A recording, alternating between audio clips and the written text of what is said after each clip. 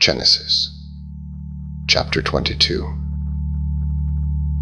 Abraham had waited a lifetime for his son Isaac, and now God asks of him the hardest thing of all. And he said, "Take now thy son, thine only son Isaac, whom thou lovest, and offer him there for a burnt offering upon one of the mountains which I will tell thee of." And Isaac said, "Behold the fire and the wood, but where is the lamb for a burnt offering?" And Abraham said, "My son, God will provide himself a lamb for a burnt offering." So they went both of them together. And Abraham built an altar, and laid the wood in order, and bound Isaac his son, and laid him on the altar upon the wood. And Abraham stretched forth his hand, and took the knife to slay his son. And the angel of the Lord called unto him, "Abraham, Abraham, lay not thine hand upon the lad, neither do thou anything unto him. For now I know that thou fearest God, seeing thou hast not withheld thy son from me." And Abraham lifted up his eyes, and behold, behind him a ram caught in a thicket by his horns. And Abraham went and took the ram, and offered him up for a burnt offering in the stead of his son. "That in blessing I will bless thee, and in multiplying I will multiply thy seed as the stars of the heaven. And in thy seed shall all the nations of the earth be blessed." Genesis chapter 24. Abraham is old, Sarah has died, and one task remains, a wife for Isaac, the son of promise. So he sends his most trusted servant on a 500-mile journey, and God guides every step. Abraham made the servant swear a solemn oath. "Do not take a wife for my son from the daughters of Canaan, but go to my country and my kindred." The line of promise had to be kept, and the servant set out with 10 camels and everything riding on the errand. At a well outside the city of Nahor, the servant prayed the boldest of prayers. "Let the young woman who, when I ask for a drink, offers to water my camels also, let her be the one thou hast appointed."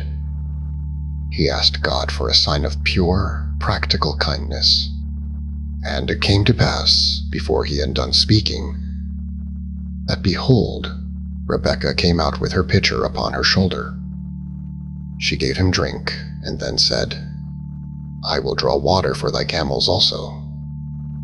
10 thirsty camels. It was the sign, answered before the prayer was finished. And the man bowed down his head, and worshipped the Lord, saying, "Blessed be the Lord God of my master Abraham. I being in the way, the Lord led me." He had simply started walking in obedience, and God had done the steering. Rebekah chose to go. And Isaac, walking in the field at evening, lifted up his eyes and saw the camels coming. He brought her into his mother Sarah's tent, and she became his wife, and he loved her, and Isaac was comforted after his mother's death. Genesis chapter 25. Isaac and Rebekah wait 20 long years for a child. Then God gives them 2 at once, twin boys who wrestle before they are even born, and whose rivalry will shape nations. And Isaac entreated the Lord for his wife, because she was barren, and the Lord was entreated of him, and Rebekah his wife conceived. The son of the promise had to learn his father's lesson. The next generation, too, would come from prayer, not chance.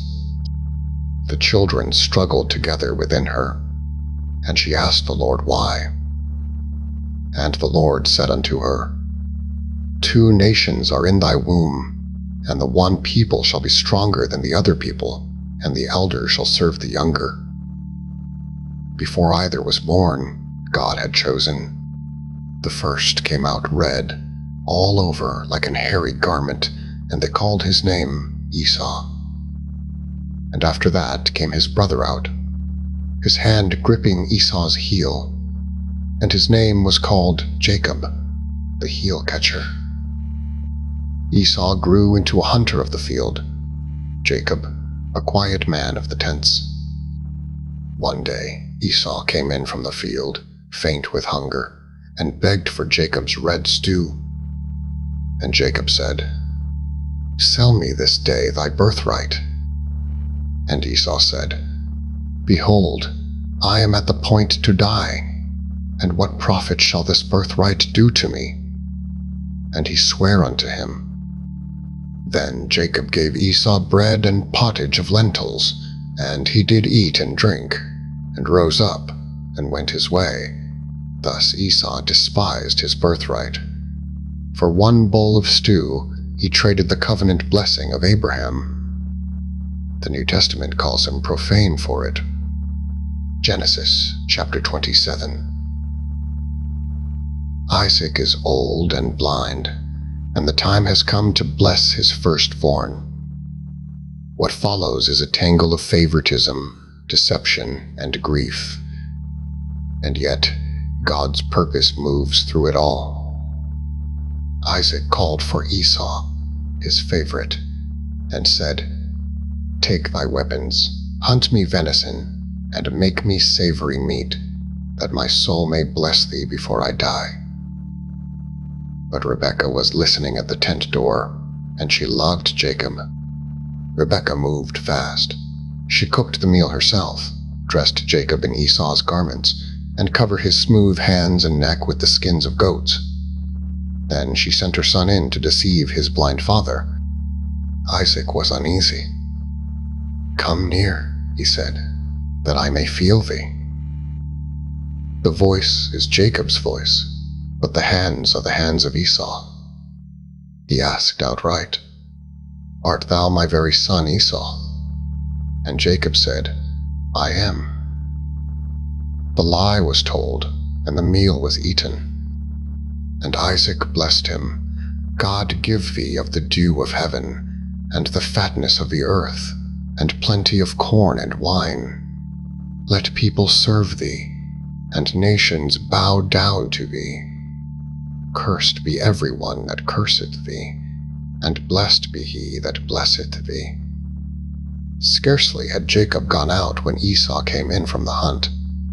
When he understood what had happened, he cried with a great and exceeding bitter cry, "Bless me, even me also, O my father." But the blessing was given and could not be recalled. And Esau hated his brother and purposed to kill him. Genesis chapter 28. Jacob, the grandson of Abraham, flees for his life into the wilderness. And there, alone, God meets him in a dream. And he lighted upon a certain place, and tarried there all night, because the sun was set. And he took of the stones of that place for his pillows, and lay down in that place to sleep. And he dreamed, and behold, a ladder set up on the earth, and the top of it reached to heaven, and behold the angels of God ascending and descending on it. And behold, the Lord stood above it, and said, "I am the Lord God of Abraham thy father, and the God of Isaac. The land whereon thou liest, to thee will I give it, and to thy seed. And behold, I am with thee, and will keep thee in all places whither thou goest, for I will not leave thee, until I have done that which I have spoken to thee of." And Jacob awaked out of his sleep, and he said, "Surely the Lord is in this place, and I knew it not. This is none other but the house of God, and this is the gate of heaven." Genesis chapter 32. After 20 years in exile, Jacob is coming home, and Esau is coming to meet him with 400 men. On the darkest night of his life, at the ford of the Jabbok, Jacob meets someone far more dangerous than his brother. Then Jacob was greatly afraid and distressed. He divided his camp in two, sent waves of gifts ahead to Esau, and then he prayed, "O God of my father Abraham, I am not worthy of the least of all thy mercies. Deliver me, I pray thee, from the hand of my brother." And Jacob was left alone, and there wrestled a man with him until the breaking of the day. In the darkness by the river, the schemer who had spent his whole life grasping at his brother's heel, at the birthright, at the blessing, now grappled with God himself. When the man saw that he prevailed not against him, he touched the hollow of his thigh, and the hollow of Jacob's thigh was out of joint as he wrestled with him. One touch, and the strong man was broken. Still, Jacob clung on. "I will not let thee go, except thou bless me," Jacob gasped. And he said, "What is thy name?" "Jacob, the deceiver." And he said, "Thy name shall be called no more Jacob, but Israel, for as a prince hast thou power with God and with men, and hast prevailed." And Jacob called the name of the place Peniel, for I have seen God face to face, and my life is preserved. And as he passed over Penuel, the sun rose upon him, and he halted upon his thigh. He limped for the rest of his life, and he was never the same man again. Genesis chapter 37. Jacob had 12 sons, but he loved one above the rest. And that love, and a pair of dreams, would tear the family apart. Now Israel loved Joseph more than all his children, and he made him a coat of many colors. And when his brethren saw that their father loved him more than all, they hated him. And he dreamed yet another dream, and told it his brethren, and said, "Behold, the sun and the moon and the 11 stars made obeisance to me." And they stripped Joseph out of his coat of many colors that was on him, and they took him and cast him into a pit, and the pit was empty. There was no water in it. Then there passed by Midianites, merchantmen, and they drew and lifted up Joseph out of the pit, and sold Joseph to the Ishmaelites for 20 pieces of silver. And they brought Joseph into Egypt. And they took Joseph's coat, and killed a kid of the goats, and dipped the coat in the blood. And their father knew it, and said, "It is my son's coat. An evil beast hath devoured him." Genesis chapter 39. Sold by his brothers, marched to Egypt in chains, Joseph is bought by Potiphar, captain of Pharaoh's guard. He has lost his home, his coat, and his freedom, but not his God. And the Lord was with Joseph, and he was a prosperous man. His master saw that the Lord made all that he did to prosper in his hand, and Potiphar set him over his whole house. The slave became a steward, and everything he touched was blessed.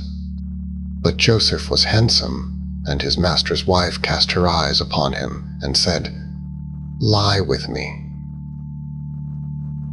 Not once, but day by day she pressed him. He was young, far from home, and no one would ever know. Every excuse was available to him, and Joseph refused. "My master hath kept back nothing from me but thee, because thou art his wife. How then can I do this great wickedness and sin against God?"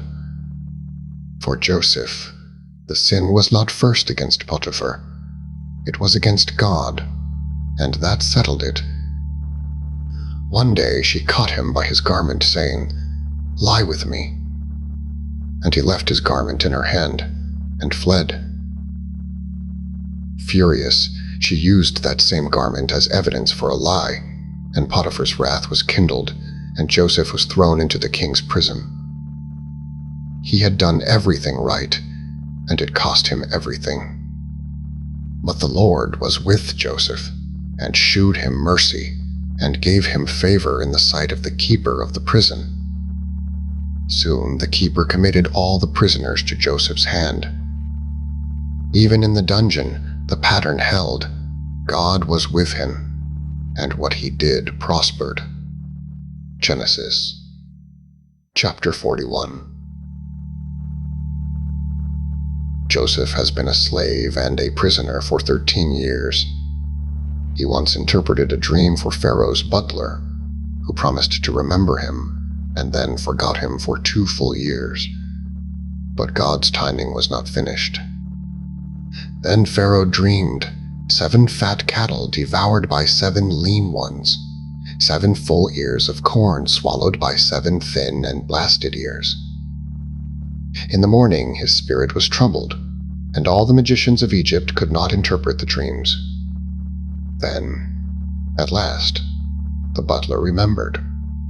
Then Pharaoh sent and called Joseph, and they brought him hastily out of the dungeon. 13 years of waiting ended in an hour. And when Pharaoh asked for the interpretation, Joseph answered, "It is not in me. God shall give Pharaoh an answer of peace." "The dream was one," Joseph said. "Behold, there come 7 years of great plenty throughout all the land of Egypt, and there shall arise after them 7 years of famine. Let Pharaoh appoint a wise man to store the grain of the good years against the evil ones." And Pharaoh said unto Joseph, "Forasmuch as God hath shewed thee all this, there is none so discreet and wise as thou art. Thou shalt be over my house." He took off his ring, arrayed Joseph in fine linen, and put a gold chain about his neck. The prisoner became the prince of Egypt, second only to Pharaoh, at 30 years old. The 7 years of plenty came, and Joseph gathered corn as the sand of the sea. Then the famine spread over all the face of the earth, and all countries came into Egypt to Joseph to buy grain. Among them, though they did not know it yet, would be 10 brothers from Canaan. Genesis chapter 45. Years have passed. The boy sold into slavery now stands as ruler of Egypt, and his brothers stand before him, not knowing who he is. Then Joseph could not refrain himself, and he cried, "Cause every man to go out from me." And there stood no man with him, while Joseph made himself known unto his brethren. And Joseph said unto his brethren, "I am Joseph. Doth my father yet live?" And his brethren could not answer him, for they were troubled at his presence. "Now therefore be not grieved nor angry with yourselves, that he sold me hither, for God did send me before you to preserve life. And God sent me before you to preserve you a posterity in the earth. So now it was not you that sent me hither, but God. And he hath made me a father to Pharaoh, and a ruler throughout all Egypt. Moreover, he kissed all his brethren, and wept upon them. And after that his brethren talked with him. And he sent for his father, and saved his whole family alive. What men meant for evil, God meant for good." So the book of Genesis ends, with a family saved, and a nation about to be born in Egypt. Follow so you don't miss it.